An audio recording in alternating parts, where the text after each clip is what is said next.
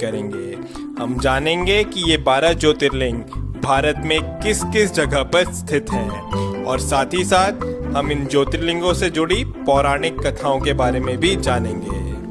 और वीडियो के एंड में हम कुछ आरतियां भी देखेंगे जो कि इन ज्योतिर्लिंगों पे होती हैं, जैसे कि बाबा महाकाल की भस्म आरती। और वीडियो स्टार्ट करने से पहले मैं आपसे कहना चाहूँगा कि अगर आपने अभी तक इस चैनल को सब्सक्राइब नहीं किया है तो प्लीज़ इसे सब्सक्राइब भी करें। चलिए स्टार्ट करते हैं अपने आज के वीडियो से। सोमनाथ ज्योतिर्लिंग गुजरात। सोमनाथ ज्योतिर्लिंग 12 ज्योतिर्लिंगों में से पहला ज्योतिर्लिंग है और ये गुजरात के सौराष्ट्र में स्थित है। इस ज्योतिर्लिंग का संबंध स्वयं चंद्रदेव से है, तभी इसका नाम सोमनाथ है। इसके पीछे की पौराणिक कथा कुछ इस तरह से है।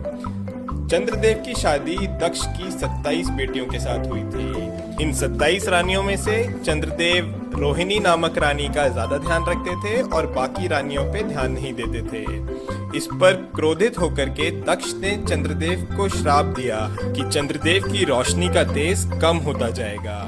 इस श्राप से बचने के लिए चंद्रदेव ने भगवान शिव की आराधना करी और इस पर प्रसन्न होकर के भगवान शिव ने चंद्रदेव को इस श्राप से मुक्त किया। पौराणिक कथाओं के अनुसार माना जाता है कि चंद्रदेव ने ये मंदिर सोने का बनवाया था। उसके बाद रावण ने इस मंदिर को चांदी का बनवाया और फिर श्री कृष्ण ने इस मंदिर को चंदन का बनवाया।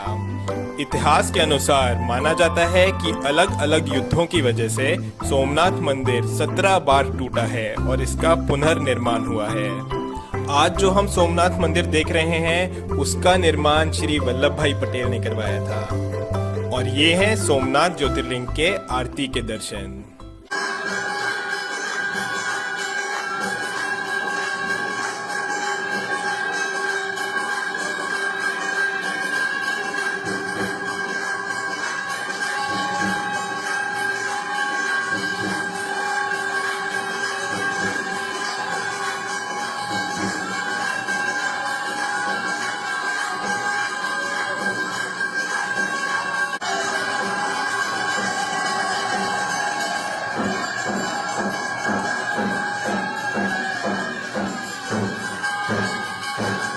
मल्लिकार्जुन ज्योतिर्लिंग श्रीशैलम।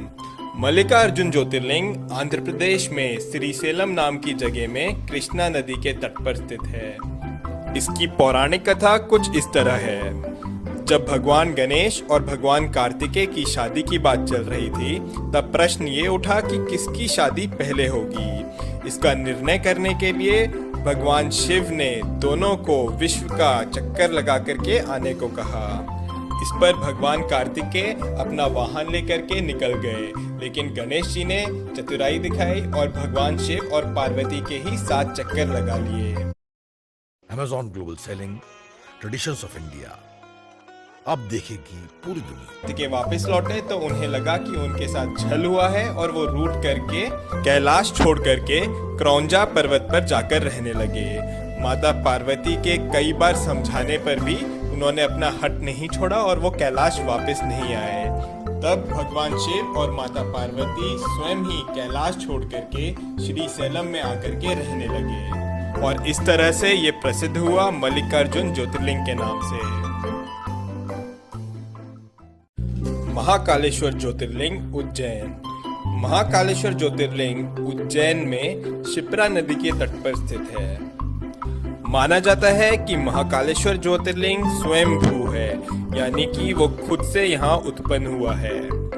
महाकाल ज्योतिर्लिंग की विशेषता ये है कि ये एकमात्र दक्षिण मुखी ज्योतिर्लिंग है। यहाँ पर हर रोज सुबह 4 बजे भस्म आरती होती है जो कि पूरे विश्व में प्रसिद्ध है। उज्जैन के लोग महाकाल को इस नगरी का राजा मानते हैं।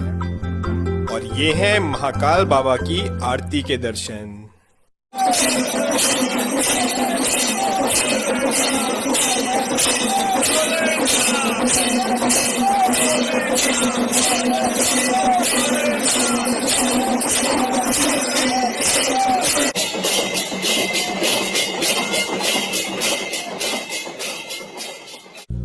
ओमकारेश्वर ज्योतिर्लिंग मध्य प्रदेश। मध्य प्रदेश में महाकाल बाबा के अलावा ओमकारेश्वर ज्योतिर्लिंग भी है। ये ज्योतिर्लिंग इंदौर के पास खांडवा डिस्ट्रिक्ट में नर्मदा नदी के तट पर स्थित है। ये ज्योतिर्लिंग जिस पहाड़ पर है वो पहाड़ नर्मदा नदी के बीच एक द्वीप है। इस पहाड़ के चारों ओर नर्मदा नदी बहती है और इस वजह से ये पहाड़ ओम के आकार में है और तभी इस ज्योतिर्लिंग को ओमकारेश्वर के नाम से जाना जाता है।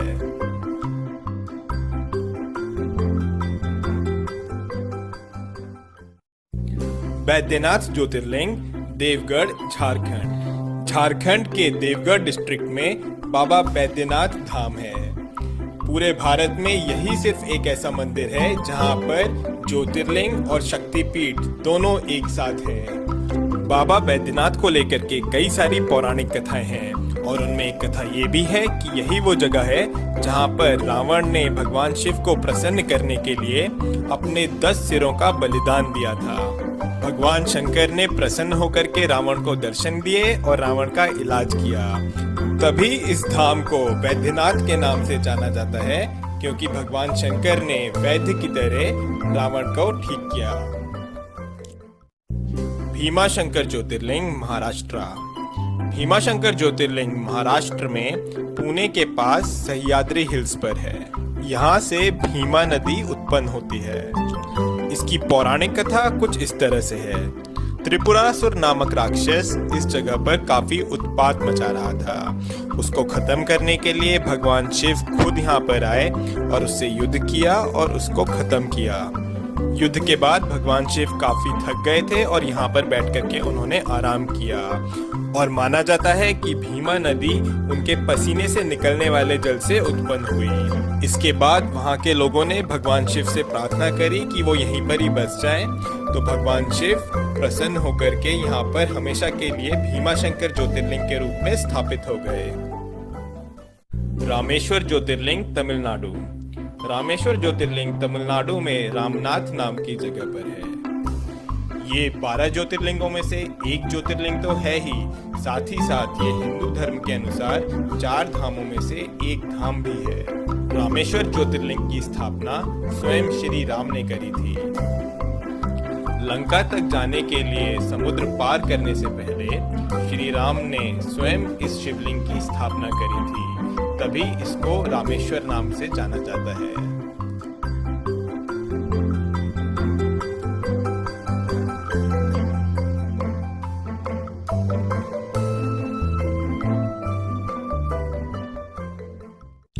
नागेश्वर ज्योतिर्लिंग गुजरात। गुजरात में सोमनाथ बाबा के अलावा नागेश्वर ज्योतिर्लिंग भी है। ये ज्योतिर्लिंग गुजरात में द्वारका के पास दारुकावना नामक जंगल में स्थित है। ये ज्योतिर्लिंग बाबा शंकर के नागों के रूप को दर्शाता है। शिव पुराण के अनुसार इसकी एक कथा भी है। माना जाता है कि यहाँ पर एक राक्षस का जोड़ा रहता था जिसका नाम था दारुका और दारुकी। दारुकी माता पार्वती की भक्त थी और उसे माता पार्वती से वरदान भी मिला हुआ था, लेकिन दारुका वो यहाँ पे काफी उत्पात मचाने लगा और यहाँ के लोगों को परेशान करने लगा।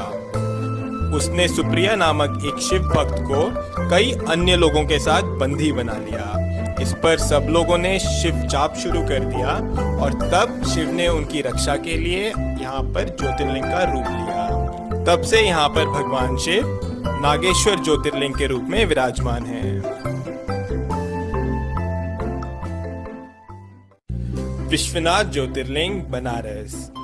उत्तर प्रदेश के बनारस शहर में विश्वनाथ ज्योतिर्लिंग है। बनारस, जिसे कि दुनिया की सबसे पुरानी नगरी भी माना जाता है, यहीं पर काशी विश्वनाथ जी का मंदिर है। काशी सभी धार्मिक स्थलों में सबसे ज्यादा महत्व रखता है। ये नगरी गंगा नदी के तट पर बसी हुई है।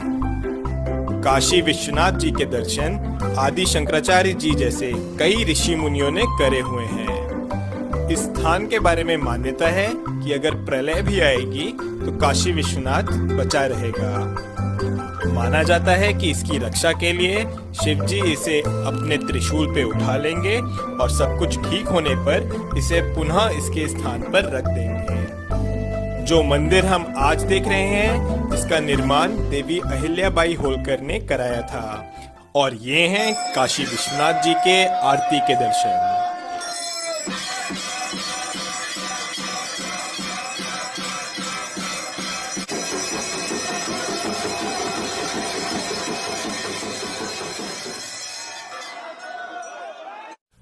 त्र्यंबकेश्वर ज्योतिर्लिंग नासिक। महाराष्ट्र में नासिक के पास त्र्यंबकेश्वर ज्योतिर्लिंग है।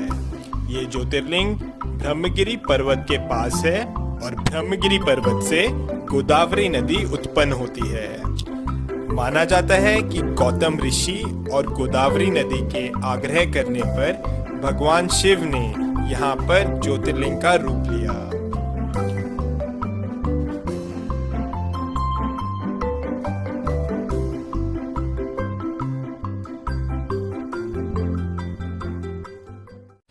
केदारनाथ ज्योतिर्लिंग उत्तराखंड। उत्तराखंड में रुद्रप्रयाग जिले में केदारनाथ ज्योतिर्लिंग है। गौरीकुंड से आगे जाकर के मंदाकिनी नदी के तट पर बाबा केदारनाथ विराजमान है। इस मंदिर का निर्माण पांडवों ने करवाया था। महाभारत के युद्ध के पश्चात पांडव अपने भाइयों की हत्या के पाप से मुक्त होना चाहते थे, इसलिए वो भगवान शंकर के दर्शन चाहते थे, पर भगवान शिव उनसे रुष्ट थे, इसलिए उन्हें दर्शन नहीं देना चाह रहे थे और इसलिए भगवान शिव बैल का रूप धारण करके केदारनाथ पहुंच गए। लेकिन पांडव उनका पीछा करते करते केदारनाथ भी आ गए। तब भगवान शिव धरती में समाने लगे, लेकिन भीम ने बैल की पीठ पकड़ ली थी। तभी यहाँ पर केदारनाथ शिवलिंग बैल के पीठ के रूप में है। भगवान शिव ने पांडवों को दर्शन दिए और उन्हें पाप से मुक्त किया। पांडवों ने यहाँ पर फिर केदारनाथ मंदिर का निर्माण करवाया। ये मंदिर काफी पुराना है और माना जाता है कि करीब 400 साल तक ये मंदिर बर्फ के अंदर दबा हुआ था। कृष्णेश्वर ज्योतिर्लिंग महाराष्ट्र में औरंगाबाद के पास एलोरा केव्स हैं और इन्हीं एलोरा केव्स के पास में है कृष्णेश्वर ज्योतिर्लिंग। इस ज्योतिर्लिंग की मान्यता ये है कि यहाँ पर घुष्मा नाम की एक शिव भक्त थी। उसके पुत्र को उसकी ही बहन ने छल से मारा था। अपनी भक्त पर इस तरह के अन्याय को देख भगवान शिव यहाँ पर प्रकट हुए और घुष्मा को दर्शन दिए और इसके बाद भगवान शिव यहाँ पर ज्योतिर्लिंग के रूप में स्थापित हो गए। तो ये हैं हमारे 12 ज्योतिर्लिंग।